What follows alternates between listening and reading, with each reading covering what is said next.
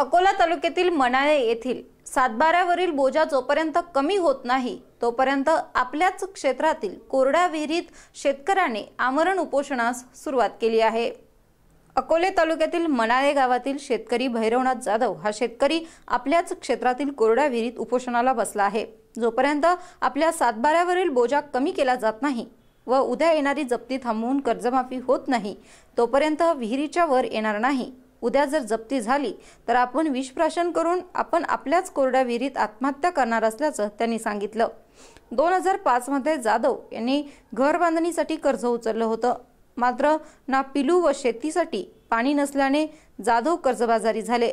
मात्र मधल्या काळात मोठा कर्ज फुगवटा झाल्याने कर्जाचा डोंगर त्यांच्या डोक्यावर उभा राहिला। अखेर उद्या जमिनीवर जप्ती येणार असल्याने व कर्ज भरण्याची ऐपत नसल्याने जाधव यांनी हा निर्णय घेतला आहे। तरी माझ्याकडे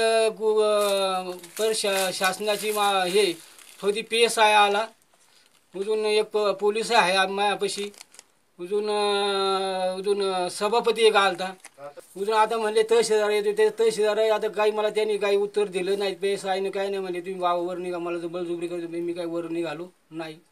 त्यांना म्हणलं मला कोरा उतारा झाल्याशिवाय मी वर निघू शकत नाही।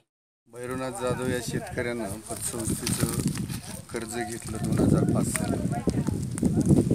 त्या शेतकऱ्याचं म्हणणं आहे की त्यातला एक चेक त्यांना भेटला, दुसरा चेक भेटला नाही। त्यांची डुप्लिकेट सही करून तो चेक काढला गेला आहे। जे बाकीचे पैसे होते ते त्यांनी परत पतसंस्थेला दिलेत।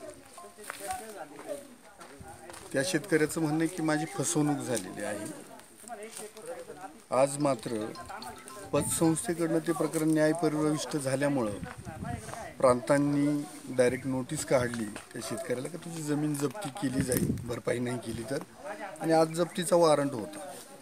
शेतकऱ्यांच्याच बाजून आहोत, कारण आम्ही शेतकऱ्यांचेच पोर आहोत। शेतकऱ्यांच्या आज काय हालाकी आहे, शेतीमालाला जर भाव भेटत नाही आणि तरी न परवडणारी शेती शेतकरी करतोय, हा जगाचा पोशिंदाच आज जर आत्महत्या करायला लागला असेल तर ही आपल्या सर्वांच्या दृष्टीने खेदजनक बाब आहे। सरकारने ह्या शेतकऱ्याला लवकरात लवकर मदत करावी